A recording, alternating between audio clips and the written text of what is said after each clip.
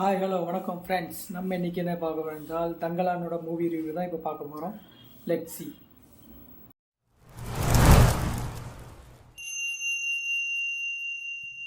So Thangalaan movie எப்படின்னா ரொம்பவே சூப்பரான ஒரு ஆக்ஷன் ஹாரரோட ஃபிலிம் தான் தங்கலான்.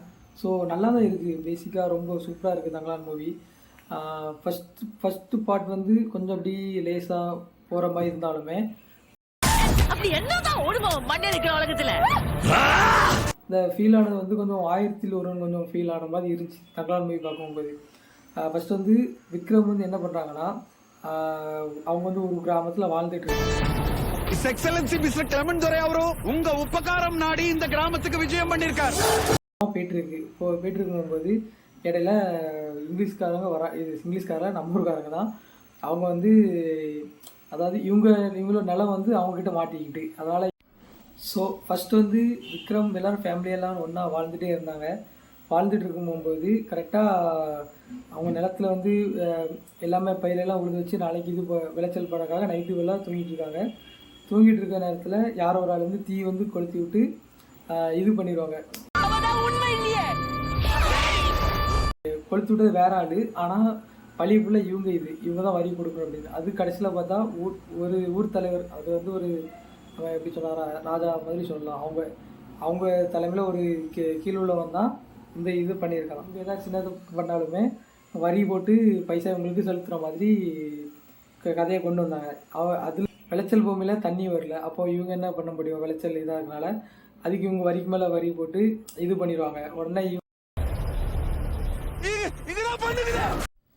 ஸோ இந்த காசு எப்படி அவனால் அடைக்க முடியும், எப்படி இவ்வளோ காசு இருக்குது எப்படி அடைக்க முடியுதுன்னு அவன் யோசிச்சுட்டு இருக்கும் இடத்துல தான் அந்த இடத்துல வந்து ஒரு இங்கிலீஷ் ஆள், அதாவது ஒரு பிரிட்டிஷ் ஆள் வராங்க. வரும்போது தான் அந்த விளைச்சலுக்கு முன்னாலே அவங்க ஃபேமிலியோட பேசிகிட்டு இருப்பான். அதாவது அவங்க அப்பா கதையை சொல்லுங்க அப்படின்னு சொல்லும்போது அவன் கதையை சொல்லுவான். அவங்களோட தாத்தா முன்னோர்கள் கதையை பற்றி அவன் சொல்லுவான். அப்போ சொல்லும்போது அந்த ஒரு சூனியக்காரி ஒருத்தி இருந்தால், அப்போ தான் அவங்க சூனியக்காரி இருந்தால் அவள் இதுக்கு ரத்தம் இதெல்லாம் பண்ணி இது பண்ணுவாள். இது வந்து மாயாவி, பெரிய மாயாவின்னு சொல்லிட்டு இருப்பாங்க. அப்போ தான் ஸ்டார்ட் ஆகுது கதையோட இது. உடனே நெருப்பெரிஞ்சு எல்லாம் இதானதுக்கப்புறம் இவனுக்கு வேறு என்ன பண்ண சொல்ல வழி இல்லாமல் ஒரு பிரிட்டிஷ்கார ஒரு ஆள் வராரு. அவர் வந்து சரி ஏற்கனவே தங்க ஒரு ஆள் இது அதாவது தங்கத்தை வந்து எடுத்துகிட்டு போயிருக்காங்க. அதாவது இவங்க தான் அந்த இது பண்ணுவாங்க, சூனியக்காரை விரட்டி அடித்து தங்கத்தை மீட்டு எடுத்து கொடுப்பாங்க சொல்லி ஒரு பிரிட்டிஷ்காரங்க இவங்கள்ட்ட வந்து கேட்குறான், அவங்களுக்கு இவ்வளோ பைசா தரேன் அப்படின்னு. இவங்க வந்து எல்லாம் வச்சுட்டாங்க, சரி ஓகே பைசா கிடைக்கலாம், நம்ம கடன் தீர்ந்துலாம்னு சொல்லி விக்ரம் வந்து அவங்கள சுற்றி அவங்க ஃப்ரெண்ட்ஸ் எல்லாருமே போக ஆரம்பிச்சிட்டாங்க.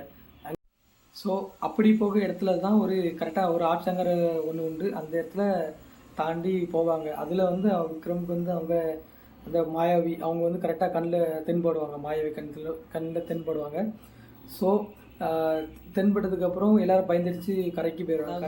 தங்கலான் பின்னாடி போக ஆரம்பித்ததுக்கப்புறம் இவங்க வந்து இவர் வழியில் போகும்போது அவனுக்கு ஏற்கனவே தெரியும் இந்த இவர் யானைக்கு பின்னால் தான் கிடைக்கும், சூனியக்காரையை பார்த்துடலாம் அப்படின்னு சொல்லிட்டு போக ஆரம்பித்ததுக்கப்புறம் தான் ஒரு வழியே எப்படியோ கஷ்டப்பட்டு கண்டுபிடிச்சி அப்போ தான் ஒரு ஃபைட் சீனே பெரிய சீக்வன்ஸாக நடக்கும். அந்த சீக்வன்ஸ் வந்து சூப்பராக தான் இருக்கும். ஆனால் கொஞ்சம் புகை மூட்டுறது அது எல்லாமே கொஞ்சம் இதாக தான் இருக்கும். ஒரு ரியலிஸ்டிக்காக இல்லாமல் கொஞ்சம் இதாக தான் இருக்கும், நார்மலாக தான் இருக்கும். ஆனால் சூப்பராக தான் இருந்துச்சு அந்த இது.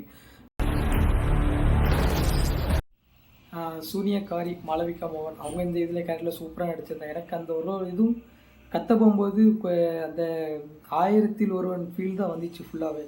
ஏன்னா 1000 இப்படி தான் இந்த கத்திர சீன் வர்றது, ஆனால் அதில் எல்லாமே பல காலத்து இது பண்ணுறதுனால ரொம்ப சூப்பராக இருந்துச்சு. எனக்கு அந்த ஃபீல் வந்துச்சு கரெக்டாக. அவங்க மாளவிகா மோகன் கரெக்டாக அந்த சீன் வரும்போதெல்லாம் அந்த இது தான் பார்க்குற மாதிரி இருந்துச்சு. அதுக்கப்புறம் இந்த படத்தை நிறையா கேரக்டர் பேர் சூப்பராக நடிச்சிருக்காங்க, எனக்கு ரொம்ப பிடிச்சிருந்து. அதுக்கப்புறம் தான் எடுத்துக்காட்டே வருது, என்னது எப்படி இது நடந்துச்சு அப்படின்னு சொல்லி எடுத்துக்காட்டே வருது. அதாவது பார்த்தா சியான் விக்ரம் தான் அவங்க வந்து அவங்க முன்னோர்கள் தாத்தா அவர்கள் வந்து சூனியக்காரியை வேட்டையாடி இருக்காங்க அப்படின்னு சொல்லி இது வேட்டையாடி தங்கத்தை வந்து கொடுத்துட்டு அந்த இதுக்கு பதிலாக தான் நிலம் வாங்கியிருக்காங்க. அந்த தங்க நீ நிலம் தந்தா நான் அவனுக்கு அவகிட்ட இருந்து தங்கம் ஒரிஜினலாக வாங்கி தந்துடும்னு சொல்லி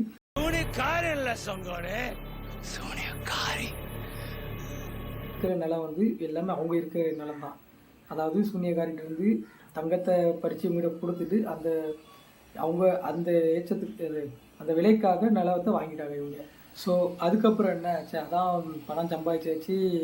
முத வார் வந்து முடிஞ்சிட்டு, அதாவது சூனியக்காரிக்கு ஒன்று வார் முடிஞ்சதுனால பணம் வந்து பிரிட்டிஷ்காரன் நல்லா அள்ளி கொடுத்துட்டான். ஸோ இவன் வந்து ஊர்கிட்ட வரான். ஊர்கிட்ட வந்ததுக்கப்புறம் எல்லாருமே கூப்பிட்றான். எல்லாருமே நம்ம தான் இங்கே தங்கத்தை எடுக்க வந்துடும், நம்ம தான் இது அப்படின்னு சொல்லி இவன் எல்லாத்தையும் பிரெயின் வாஷ் பண்ணி எல்லாருக்கும் துணிமணி வாங்கி கொடுத்து கூட்டு போக பார்த்தான்.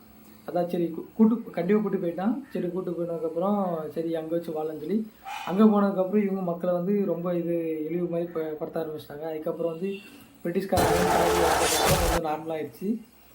இவன் வந்து துரை கணக்காக கரெக்டாக வந்தான். ஆனால் இவனே கரெக்டாக சப்பையாகி சட்டையெல்லாம் கிழிச்சு விட்டு இது பண்ணிட்டாங்க நம்ம சியான் விக்ரம் அவர்களை. சரி கரெக்டாக இவங்களும் நாள் போக குழி தோண்டிகிட்டே இருக்காங்க. ஃபுல்லாக தங்கம் வரவே ஒன்றும் வரல. அதுக்கப்புறம் சூனியக்காரி வந்து அப்பப்போ அவன் கனவுக்குள்ளே வந்து சொல்லிட்டே இருக்கான், நீ ஏன் தேடுற, ஒன்றும் கிடைக்காது சொல்லிகிட்டு இருக்கான். ஆனால் இவன் அதே மாரி தேடிட்டு இருக்கான். கடைசியாக தோண்டி முடிச்சதுக்கப்புறம் எல்லாம் கரெக்டாக கிடைக்கிற நேரத்தில் கிடச்சிட்டு வெளியே வந்துட்டு. ஆனால் அது பார்த்தா அது மண். அவங்க தாத்தா காலத்துலேயும் கரெக்டாக அந்த சூனியக்காரி அவங்க தாத்தா காலத்துலேயும் தங்கம் சொல்லி போனாங்க. கரெக்டாக பார்த்தா அது மண்ணாக மாறிட்டு, கையில் பார்க்கும்போது தங்கம் மாறிடுச்சு, ஒரு சில மண்ணாக மாறிடுது. அதே மாதிரி தான் இதுவும் நடந்துச்சு. இதுவும் நடந்ததுக்கப்புறம் இப்போ இங்கிலீஷ்காரனுக்கு, அதாவது பிரிட்டிஷ்காரனுக்கு மனசே கேட்கலை. ஸோ அவன் என்ன பண்ணிட்டான்னா, நீங்கள் தான் ஏதோ ஏமாத்துறீங்கன்னு சொல்லி இது பண்ணிட்டான். இல்லை கண்டிப்பாக உனக்கு கிடைக்கும் அப்படின்னு சொல்லி விக்ரம் சொல்றதுனால கரெக்டாக மறுபடியும் உள்ள போய் அவன் போய் தேடி தங்கத்தை எடுத்துருவான். எடுத்ததுக்கப்புறம் பிரிட்டிஷ்காரன் வந்து இவங்களை வந்து சூழ்ந்து பட்டுருவான். எனக்கு தான் தங்கம், உங்களுக்குலாம் கிடையாது அப்படின்னு சொல்லி இவன் சூழ்ந்து படுத்தோன்னே இவங்க 2 பேத்துல போர் வர ஆரம்பிச்சிடும். அதுக்கப்புறம் தான் போர் வந்ததுக்கப்புறம் தான் சூனியக்காரியை, அதாவது சூனியக்காரி மாயாவி வந்து இவனுக்கும் என்ன ரிலேஷன்ஷிப் அப்படின்னு சொல்லி அதுக்கப்புறம் தான் சொல்லுவாங்க. முன்னோர்களாக இவங்க தான் இதை காத்துட்டு வந்திருக்காங்க. தங்கத்தை இவங்க தான், யார் விக்ரமும் மாயாவியும் தான் காத்துட்டு வந்திருக்காங்க. அது இவருக்கே தெரியாமல், அதாவது இவங்க 2 பேர் தான் பாதுகாவலர். இவங்கள வந்து விக்ரம் வந்து நாட்டுக்காக நான் போய் காப்பாற்ற, நீ இங்கே இருந்துக்க, வெளியே யாராவது வந்தானா நான் அவங்கள தடுத்து நிறுத்த அப்படின்னு சொல்லியிருக்காங்க. அதாவது கோட்டைக்குள்ள மாதிரி மாயை வந்து மக்களை காப்பாற்றுவான். விக்ரம் வந்து வெளியே போய் யாராவது வந்தானா தடுத்து நிறுத்தது தான். அது வந்து முன்னோர்கள் மாற இவங்க கூட பகையாக மாறிட்டு கடைசின்னு ரொம்ப சூப்பராக இருந்துச்சு. எனக்கு ரொம்ப பிடிச்சிருந்து. ஏன்னா அந்த கரெக்டாக அந்த ரியல் ட்ரூத்து வந்ததுக்கப்புறம் ரொம்ப பிடிச்சிருந்து. அதுக்கப்புறம் அவளை காப்பாற்றி தான் நினைப்பேன். கடைசியில் அவள் இறந்துருவா. அதாவது பிளட்லாம் இதாகி இறந்துருவா. அப்புறம் தான் அவளுக்கு வந்து அந்த கோல்டு கிடச்சிரும். அவனுக்கு கரெக்டாக கோல்டு கிடச்சதுக்கப்புறம் விக்ரம் வந்து அவட்ட கெஞ்சுவான், எனக்கு எப்படியாவது எனக்கு கோல்டு, இந்த பொண்ணு எடுக்கிறது நம்ம உயிரை நாமே எடுக்கிறதுக்கு சமம் இது பண்ணிடுவான். கடைசியில் அவனே கோல்டாக மாதிரி வந்து இது பண்ணிடுவான். அதாவது கோல்டு வந்து இது பண்ணிடுவான். அதுதான் அதுலேருந்து படம் முடியுது. ஸோ இதுலேருந்து நம்ம பார்க்கறது என்னன்னா, படம் வந்து சூப்பராக இருந்துச்சு. ரொம்ப சூப்பராக தான் இருந்துச்சு. அவ்வளோ எஃபோர்ட் போட்டு அவங்க இதெல்லாம் பண்ணியிருக்காங்க. ரொம்ப சூப்பர் தான். எனக்கு ரொம்ப பிடிச்சிருந்து. அது நெகட்டிவ்னு ஒன்றும் சொல்ல முடியாது. மற்றபடி வேறு ஏதாவது ஸ்கிரிப்ட் அந்த இது பார்த்தோன்னா இருக்கலாம். ஆனால் எனக்கு தெரில. அது 40 வரைக்கும். ஸோ வீடியோட எண்டுக்கு வந்துட்டோம். ஸோ மறக்காமல் இந்த வீடியோக்கு like and share and subscribe பண்ணுங்கள்.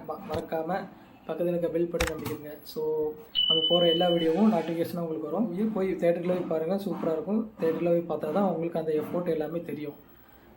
எல்லாம் பேஸ் எல்லாமே உங்களுக்கு தெரியும். அப்போ தான் உங்களுக்கு கதையும் புரியும், சரி எங்கே இது அப்படின்னு. So bye. யூடியூப் சேனலுக்கு எல்லாருமே லைக் பண்ணுங்கள், ஷேர் பண்ணுங்கள், சப்ஸ்கிரைப் பண்ணுங்கள். அந்த பெல்லுங்கிற பட்டன் இருக்கும், உங்கள் பொண்ணான கையால் அந்த பெல்லை மட்டும் கொஞ்சம் அமுக்கிடுங்க. உங்களால் முடிஞ்ச ஒரு 100 சப்ஸ்கிரைப் வந்தால் அவங்க குடும்பம் செழிக்கும், அவங்கள சுற்றி உள்ள எல்லாரும் செழிப்பாங்க. கண்டிப்பாக ஆதரவு கொடுங்க நண்பர்களே. வீடியோவை தள்ளாமல் பாருங்கள்.